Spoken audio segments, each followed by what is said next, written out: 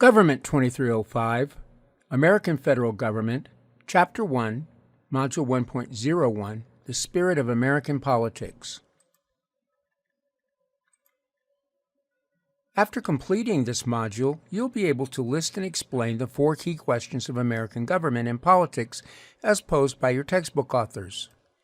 This module briefly introduces the following topics: the 4 key questions of American government and politics, common forms of government, theories of political power, defining a democracy and a republic, the 4 I's of politics, the 6 key ideas of politics, the functions of government, individuals versus groups, and who are we as a nation. Your textbook authors have organized their approach to federal government from the perspective of 4 key questions. These are: who governs? How does American politics work? What does American government do? And lastly, who are we as a society?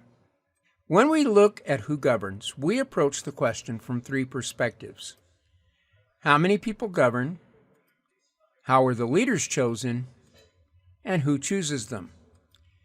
If there's essentially mob rule and no one appears to be in charge, then we call that anarchy, which is described as a state of disorder due to absence or non-recognition of authority or other controlling systems. If one person rules by birthright, then we call that a monarchy. If one person rules by brute force over the people, then we generally describe that as a dictatorship or authoritarian rule. If a few people rule by way of privilege, wealth, or power, then we describe that as an oligarchy. If the people themselves are involved in making decisions or choosing others to represent them, then we have either a direct democracy or a representative democracy, also known as a republic. Your textbook goes on to describe 4 distinct theories of how governments and their leaders get and use power. Pluralist theory suggests that people influence government through the many interest groups that spring up to champion everything from fighting global warming to banning abortions. Pluralists suggest that interest groups give most people a voice.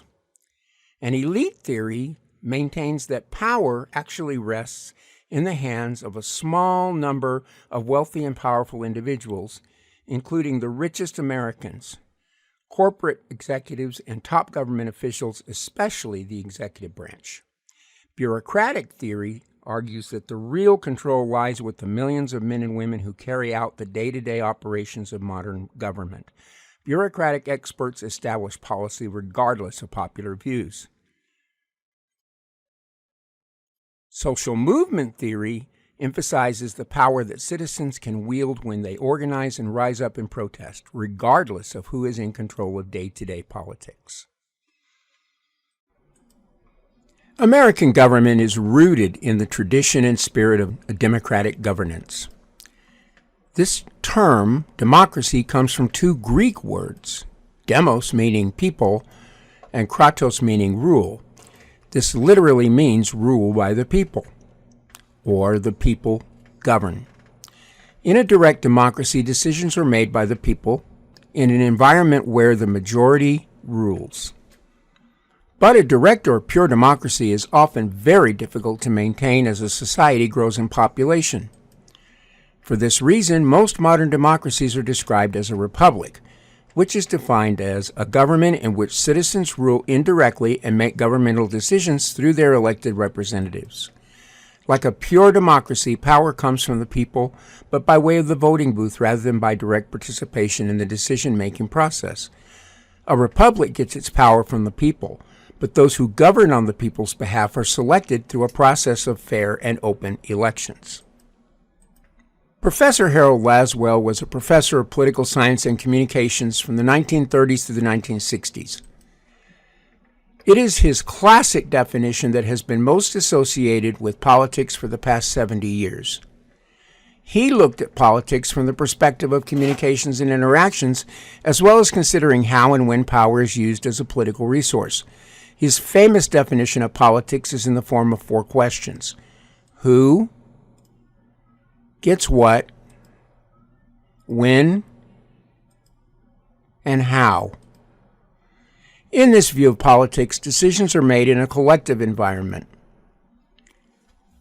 which involves individual and group action under conditions of incomplete knowledge, multiple stakeholders, with great conflict and competition. In essence, political power is much like money. It can be counted, stored, exchanged, consumed, and accounted for just like the money in your bank account. It's the transactions that take place as political power is traded and consumed that makes our study of politics so important. This course will look at politics from the perspective of the 4 I's, which are ideas, institutions, interests, and individuals. The first of the 4 I's is ideas. While the study of politics and government is based upon a multitude of ideas stemming from political philosophy, economics, history, and applied political science, just to name a few, your textbook presents us with 8 key ideas, which we will spend the rest of the modules in this chapter studying in depth. These 8 key ideas are liberty, self-rule, limited government, individualism, the American dream, equality, faith in God, and lastly, diversity. When most people talk about politics, they think about individuals like President Biden, Vice President Kamala Harris, or senators such as Kirsten Gillibrand of New York, or Tim Scott of South Carolina, or governors like Charlie Baker of Massachusetts, Gretchen Whitmer of Michigan, or Greg Abbott of Texas, or commentators like Alex Jones from InfoWars, Tucker Carlson from Fox News, and Anderson Cooper from CNN. But political scientists, on the other hand, stress institutions. Institutions are the organization's norms and rules that structure political action. Just think for a moment about how institutions organize and influence your own behavior. You may compete in a classroom by making arguments in a scholarly debate, but if the debate gets heated and you shove someone, you're in trouble. But if you play basketball after class, things are quite the opposite. There, a little shoving's fine, but no one wants to play hoops with someone who's always arguing. Different institutions like the classroom and the gym have different rules, and most people adopt them without a second thought. As another example, how you behave around your friends on a Saturday night and how you behave in church on a Sunday morning are very different things because they carry with them different norms, rules, structures, and expectations of behavior. Notice how different institutional rules give different people advantages. For instance, smart students who think quickly have an advantage in one institution, the classroom, while fast athletic students have an advantage in another, the gym, or the field. Political institutions work in the same way. The United States Senate, the Chicago City Council, the El Paso City Council, the Nevada Legislature, Florida State Courts, the Governor's Office in Wisconsin, the Marine Corps, and thousands of other institutions all have their own rules and procedures, and each institution organizes behavior. Each gives an advantage to some interests over the others. So by the time you finish this course, you will know how to ask a few questions every time you encounter a political issue, like, which institutions are involved? How do they influence politics? What are the written and unwritten norms, standards, and procedures of the institution? And how do they impact my daily life and the lives of my family members? Interest groups are groups of individuals whose goal is to collectively influence government. They are comprised of individuals who share a common goal. But under a principle known as rational choice theory, individuals tend to maximize their own self-interest, which is often counter to the collective interests of the group. Public interests seek to benefit society.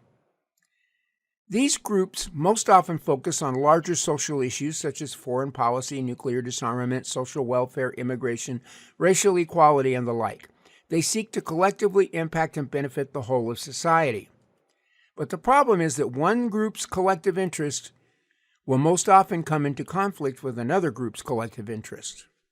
For example, many interest groups have formed around the ideas of the debate over gun control. Those who support gun control often seek laws and policies that limit the ability of citizens to own and carry certain firearms. But supporters of the Second Amendment, especially the National Rifle Association, seek to expand an individual's right to own and carry a firearm without restriction. In politics, individuals are ordinary people influencing politics and changing their own world, often to fit their vision of what society should be like. This course puts special emphasis on how ordinary people can and do influence politics and change their world. As an example, while the Civil Rights Movement was a collective action of groups who sought to address problems with racial discrimination, it was comprised of individuals like Dr. Martin Luther King, Rosa Parks, and Congressman John Lewis, who called for good trouble. Hopefully this course will inspire you to become involved in your community and to believe that the actions of a single person can make an impact.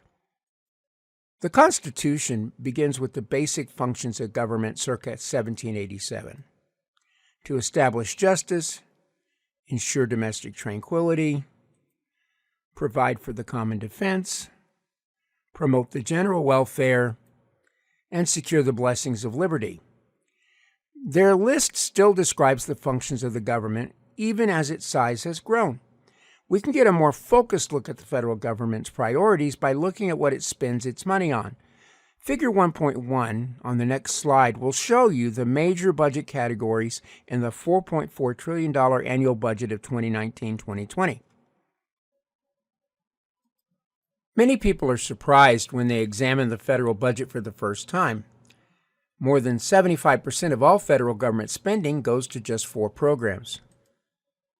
Social Security, which provides income for people over the age of 65 as well as for people with disabilities and other groups. The military. Medicare, which provides health care for people over 65. And Medicaid, which provides health care to lower-income Americans. About half of Medicaid spending also goes to people over 65. America's national government devotes most of its resources to the military and to seniors, and these 4 categories add up to more than $3 trillion out of that $4.4 trillion budget. Of course, government does a lot more than spend money. It sets rules for society. Drive on the right side of the street. Stop at red lights. No tobacco, vaping for kids. Restaurants must meet community health standards. No discrimination against women. No insider trading of stocks. And most people agree with these rules. Others are more controversial. Over 600,000 people were arrested in 2017 on marijuana-related charges, even though pot is legal in 9 states. It's easier to get a gun in Texas than in California, and it's easier to get marijuana in California than it is in Texas. The government consistently sets rules for society at all levels, the national, the state, and the local. As we go through this book, we will keep coming back to a vital question. Should government do fewer things or more? So who are we as a nation? Are we somehow suffering from a national identity crisis? A September 2010 article in The Globalist by Edward Goldberg described that the United States is somehow suffering from an identity crisis. The rise of competitive global trade and globalism have changed the United States over the past 40 years. Goldberg said this is because, in every practical sense, globalization has deindustrialized the once superior American industrial base, and we find ourselves in a post-industrial, globally competitive environment. Just consider how big a competitive threat that China has become since the opening of trade in the early 1970s. While some would agree with the identity crisis theory, still others believe in the ideal of American exceptionalism, which is the view that the United States is uniquely characterized by a distinct set of ideas such as equality, self-rule, and limited government. But there's also the perpetuation in the belief that American exceptionalism means that American superiority, or the competitive belief that the United States is somehow inherently superior to other nations. While that may have been true at one time, and America is certainly one of the most blessed and gifted nations on the planet today, many question the relevance of Ronald Reagan's once popular vision that America is a shining city upon a hill for all other nations to envy. Now, please don't get me wrong. As a student of political science and public administration, and as a proud American, I am not trying to say that it is wrong to be patriotic and proud of your country and what it stands for. You will find few people more patriotic than myself. I love this country and what it stands for. But if we as a nation are to move forward, especially after the challenges of the past almost 2 years have brought, I do believe that we will have to ask ourselves a series of tough questions so that we can continue past the many obstacles that face us and towards continued prosperity and that bright, shining city upon a hill that Ronald Reagan espoused way more than 30, almost 40 years ago. So who are we as a nation? Are we somehow suffering from a national identity crisis? A September 2010 article in The Globalist by Edward Goldberg described that the United States is somehow suffering from an identity crisis. The rise of competitive global trade and globalism have changed the United States over the past 40 years. Goldberg said this is because, in every practical sense, globalization has deindustrialized the once superior American industrial base, and we find ourselves in a post-industrial, globally competitive environment. Just consider how big a competitive threat that China has become since the opening of trade in the early 1970s. While some would agree with the identity crisis theory, still others believe in the ideal of American exceptionalism, which is the view that the United States is uniquely characterized by a distinct set of ideas such as equality, self-rule, and limited government. But there's also the perpetuation in the belief that American exceptionalism means that American superiority, or the competitive belief that the United States is somehow inherently superior to other nations. While that may have been true at one time, and America is certainly one of the most blessed and gifted nations on the planet today, many question the relevance of Ronald Reagan's once popular vision that America is a shining city upon a hill for all other nations to envy. Now, please don't get me wrong. As a student of political science and public administration, and as a proud American, I am not trying to say that it is wrong to be patriotic and proud of your country and what it stands for. You will find few people more patriotic than myself. I love this country and what it stands for. But if we as a nation are to move forward, especially after the challenges of the past almost 2 years have brought, I do believe that we will have to ask ourselves a series of tough questions so that we can continue past the many obstacles that face us and towards continued prosperity and that bright, shining city upon a hill that Ronald Reagan espoused way more than 30, almost 40 years ago.